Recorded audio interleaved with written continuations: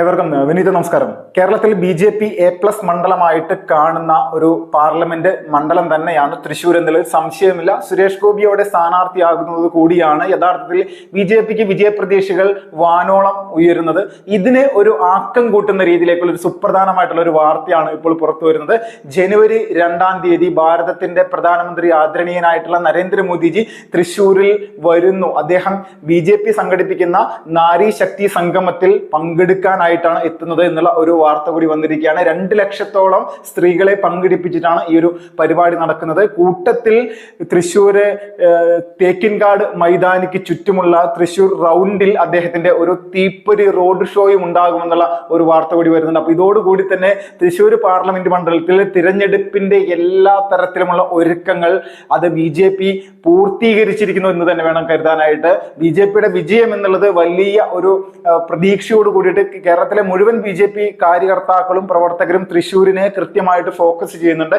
അതിന് ഏറ്റവും പ്രധാനം ഞാൻ ആദ്യം പറഞ്ഞതുപോലെ സുരേഷ് ഗോപി എന്ന് പറയുന്ന ജനപ്രിയനായിട്ടുള്ള ഒരു വ്യക്തിത്വത്തിന്റെ ഏറ്റവും വലിയ ഒരു സാന്നിധ്യം തന്നെയാണ്. അതിലൊരു തർക്കമില്ല. മോദിജി വരുന്നതോട് കൂടി തന്നെ തൃശ്ശൂർ പാർലമെന്റ് മണ്ഡലം കേന്ദ്ര നേതൃത്വം എത്രത്തോളം വലിയ രീതിയിൽ അത് ശ്രദ്ധ ചെലുത്തുന്നു എന്നുള്ളത് ബോധ്യപ്പെടും. ബി.ജെ.പിക്ക് തൃശ്ശൂർ പാർലമെന്റ് മണ്ഡലമോ കേരളത്തിൽ നിന്ന് സീറ്റുകൾ ഇത്രയും കാലം ലഭിച്ചിട്ടൊന്നുമല്ല ഇപ്പോഴും അധികാരത്തിലിരിക്കുന്നത്. പക്ഷെ കേരളം എന്ന് പറയുന്നത് ബി.ജെ.പിയെ സംബന്ധിച്ച് ഏറ്റവും സുപ്രധാനമായിട്ടുള്ള ഒരു സംസ്ഥാനം തന്നെയാണ്. കേരളത്തിന്റെ ഭരണം എങ്ങനെയെങ്കിലും പിടിച്ചെടുക്കുക എന്നുള്ള രീതിയിലേക്ക് ഒരുപാട് കാര്യങ്ങൾ കേരളത്തിൽ നടപ്പിലാക്കാൻ വേണ്ടിയുള്ള പദ്ധതികൾ ബി.ജെ.പി ഒരുക്കുന്നുണ്ട്. വന്ദേ ഭാരത് അടക്കമുള്ള കാര്യങ്ങൾ നൽകി കേന്ദ്ര സർക്കാർ ഇവിടെ ജനങ്ങളുടെ ഇടയിലേക്ക് ഇറങ്ങി ചെന്നുകൊണ്ട് ചെയ്യുന്ന പ്രവർത്തനങ്ങൾ കൃത്യമായിട്ട് നടപ്പിലാക്കി ജനങ്ങളെ മുന്നിൽ വെച്ച് കൊടുക്കുകയാണ്. അപ്പോൾ ഇതെല്ലാം കണ്ടുകൊണ്ട് ഇപ്പോൾ കേന്ദ്ര ഭരണം എന്നുള്ള ഒരു സംവിധാനം നരേന്ദ്രമോദി എന്ന് പറയുന്ന വ്യക്തി ഭാരതത്തിന്റെ മാത്രമല്ല ലോകത്തിന്റെ മുഴുവൻ നേതാവാകുന്ന ഒരു അവസ്ഥയിലേക്ക് സർവേകൾ അടക്കം പുറത്തു വരുന്ന ഈ ഒരു സാഹചര്യത്തിൽ കേരളം എന്തിന് ബി.ജെ.പിയോട് നരേന്ദ്രമോദിയോട് അയിത്തം കാണിക്കുന്നു എന്നുള്ള ഒരു ചോദ്യമുണ്ട്. ആ ചോദ്യത്തിന്റെ ഉത്തരം ഈ പ്രാവശ്യം കൃത്യമായിട്ട് ജനങ്ങൾ തൃശ്ശൂർ പോലെയുള്ള പാർലമെന്റ് മണ്ഡലങ്ങളിൽ ബി.ജെ.പിയെ വിജയിപ്പിച്ചുകൊണ്ട് തന്നെ മുന്നോട്ട് വരും. ആ ഒരു ചോദ്യത്തിന് ഉത്തരം നൽകുമെന്നുള്ള രീതിയിൽ തന്നെയാണ് കാര്യങ്ങൾ പോയിക്കൊണ്ടിരിക്കുക. അപ്പൊ നമ്മളെല്ലാവരും മനസ്സിലാക്കേണ്ടത് ഇന്നലെ നമ്മുടെ കേരളത്തിലെ ഏറ്റവും പ്രധാനപ്പെട്ട ഒരു മാധ്യമങ്ങളിൽ ഒന്നായിട്ടുള്ള മനോരമ ന്യൂസ്, മഞ്ഞരമ എന്നുള്ള രീതിയിലൊക്കെ നമ്മളതിനെ വിളിക്കാറുണ്ട്. പക്ഷെ ഒരു കാര്യം എന്ന് പറഞ്ഞാൽ മനോരമ ന്യൂസ് കഴിഞ്ഞ 2019 കേരളത്തിൽ ഒരു സർവേ നടത്തിയിരുന്നു. പ്രധാനമന്ത്രിയാകാൻ രാജ്യത്തിന് ഏറ്റവും യോഗ്യനായിട്ടുള്ള വ്യക്തി ആരാണെന്നുള്ള ഒരു സംഭവത്തിൽ അതിൽ സർവേയിൽ നമ്മുടെ രാഹുൽ ഗാന്ധിയാണ് ഏറ്റവും മുന്നിലെത്തിയത്. രാഹുൽ ഗാന്ധി പ്രധാനമന്ത്രിയാകും എന്നുള്ള രീതിയിലേക്കുള്ള ഒരു സർവേ തന്നെയായിരുന്നു ഈ പറയുന്ന മനോരമ ന്യൂസിന്റെ. ഇത് വെറുതെ ആളുകളെ കാണിക്കാൻ, ഒരു വാർത്ത എന്നുള്ള നിലയിലേക്ക് അവതരിപ്പിക്കാൻ വേണ്ടി തരം താഴുന്ന ഒരു കാഴ്ചയായിട്ട് മാത്രമേ ഇതിനെ കാണുന്നുള്ളൂ. ബി.ജെ.പി ഭരിക്കാത്തതായിട്ടുള്ള ഏത് സംസ്ഥാനത്തെ ജനങ്ങളോട് ചെന്ന് ചോദിച്ചാലും അവർക്ക് ഒറ്റ മറുപടിയേ പറയാനുണ്ടാവുള്ളൂ.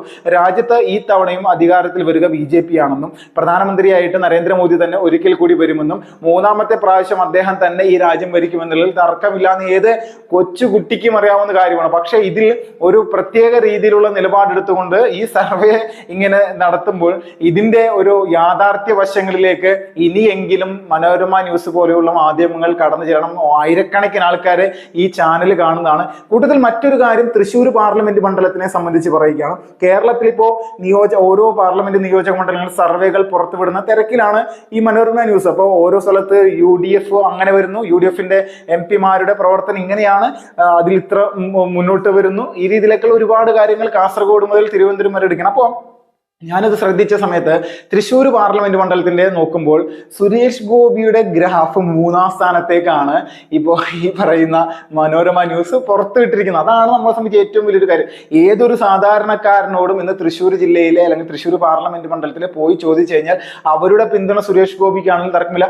അതിൽ 3% ഇടിവുണ്ടെന്നാണ് പറയുന്നത്. കഴിഞ്ഞ വർഷത്തേലും 3% സുരേഷ് ഗോപിയുടെ ഗ്രാഫ് താഴ്ന്നു പോകുമെന്ന് തൃശ്ശൂർ. എത്രത്തോളം വികൃതമായിട്ടുള്ള ബി.ജെ.പി വിരുദ്ധതയാണ് ഈ ഒരു ചാനൽ കൊണ്ട് നടക്കുന്നതെന്ന് നമ്മളൊന്ന് ചിന്തിച്ചാൽ തന്നെ മനസ്സിലാവും. 2019 ബി.ജെ.പിക്ക് അവിടെ ലഭിച്ച വോട്ട് 2,93,000 ആയിരുന്നു. നമ്മളൊന്ന് പ്രത്യേകം ശ്രദ്ധിക്കണം. അപ്പോൾ അതിന് 5 വർഷം മുന്നേ 2014 ബി.ജെ.പി ആദ്യമായിട്ട് രാജ്യം ഭരിച്ച ആ സമയത്ത് തൃശ്ശൂരിൽ കിട്ടിയത് 1,02,000 വോട്ടുകളാണ്. ശ്രീശൻ എന്ന് പറയുന്ന ഒരു BJP നേതാവാണ് അന്ന് അവിടെ മത്സരിച്ചത്. അദ്ദേഹത്തിന് കിട്ടിയത് 1,02,000 വോട്ടുകളാണ്.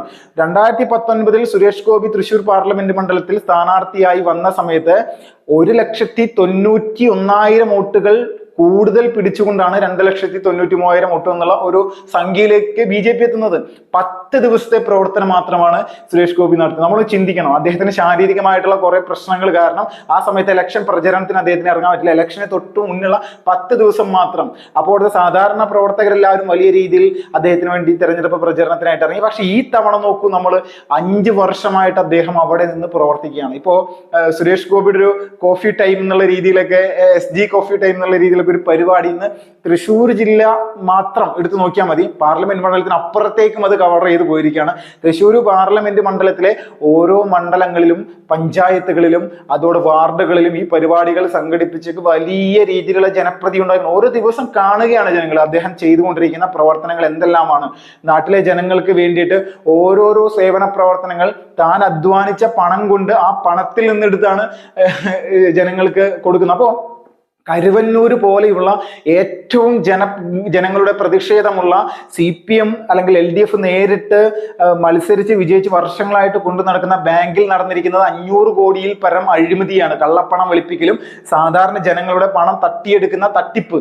ഈ തട്ടിപ്പിന്റെ തെളിവുകളെല്ലാം ജനങ്ങളുടെ മുന്നിലേക്ക് ED തന്നെ എടുത്തിട്ടിരിക്കുന്ന ഒരു കാര്യമാണ്, കൃത്യമായിട്ടുള്ള തെളിവ്. അതിലെ പ്രതികൾ എന്നുള്ള രീതിയിൽ CPM-ന്റെ നേതാക്കന്മാരടക്കം ഇപ്പോഴും ജയിലിൽ കഴിയാണ്, ജാമ്യം പോലും ലഭിക്കാതെ. കോടതി എന്തുകൊണ്ട് ജാമ്യം കൊടുക്കുന്നില്ല?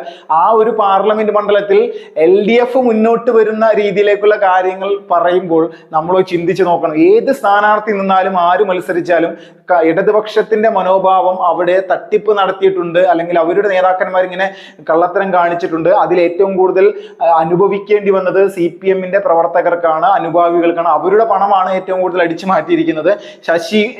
ശശികുമാർ എന്ന് പറയുന്ന ഇരിഞ്ഞാലക്കുട സ്വദേശിയുടെ പണം ഇതുപോലെ തന്നെ അവിടെ നിന്ന് തിരിച്ചെടുക്കാൻ സാധിക്കാത്ത ഒരവസ്ഥ വന്ന സമയത്ത് അദ്ദേഹത്തിന് മരണത്തിന് പോലും കീഴടങ്ങേണ്ടി വന്നു. ആത്മഹത്യ ചെയ്ത ആൾക്കാരടക്കമുണ്ട്. അപ്പൊ ഇവരൊക്കെ ഇടതുപക്ഷത്തിന്റെ അനുഭാവികളായിരുന്നു. അപ്പോൾ ഇടതുപക്ഷത്തിന്റെ ആളുകൾക്ക് പോലും സ്വസ്ഥമായിട്ട് ബാങ്കിൽ കൊണ്ടുപോയി പണം ഇട്ട് കഴിഞ്ഞ് തിരിച്ച് വീട്ടിലേക്ക് എത്തുമ്പോഴേക്കും അവരടിച്ചു മാറ്റുന്ന രീതിയിലേക്കുള്ള കാര്യങ്ങളാണ് പോയിരിക്കുന്നത്. അപ്പൊ അത്രയും വിരോധം ഈ പറയുന്ന കമ്മ്യൂണിസ്റ്റ് പാർട്ടിക്ക് തൃശ്ശൂർ പാർലമെന്റ് മണ്ഡലത്തിലാണ്. അപ്പൊ ഈ ഒരു സിറ്റുവേഷനിലും മനോരമ ന്യൂസൊക്കെ CPM-ന് അനുകൂലമായിട്ടുള്ള സർവേകൾ പുറത്തുവിടുമ്പോൾ അത്ഭുതകരമായിട്ടുള്ള കാഴ്ചപ്പാടാണ്. മോദി വിരോധം, BJP വിരോധം എത്രത്തോളം തലയിൽ ഇവന്മാർ കൊണ്ടു നടക്കുന്നുണ്ട് എന്ന് വേണം നമ്മൾ കരുതാം. അപ്പോൾ ജനുവരി 2-ാം തീയതി വനിതകൾക്ക് വേണ്ടിയിട്ട് അല്ലെങ്കിൽ നാരി ശക്തി സംഗമത്തിൽ പങ്കെടുക്കാൻ പ്രധാനമന്ത്രി നരേന്ദ്രമോദിജി എത്തുന്നതോടുകൂടി തന്നെ നമ്മൾ ഒരു കാര്യം മനസ്സിലാക്കുക, രാജ്യത്ത് ഏറ്റവും കൂടുതൽ ജനപ്രീതിയുള്ള അല്ലെങ്കിൽ ലോകത്ത് ഏറ്റവും കൂടുതൽ ജനപ്രീതിയുള്ള വ്യക്തി തൃശ്ശൂർ വന്ന് സുരേഷ് ഗോപിക്ക് വേണ്ടി സംസാരിക്കുന്ന സമയത്ത് ജനങ്ങൾ അതിനെ ഏത് രീതിയിലായിരിക്കും കാണുക എന്നുള്ളത് നമ്മൾക്കറിയാം.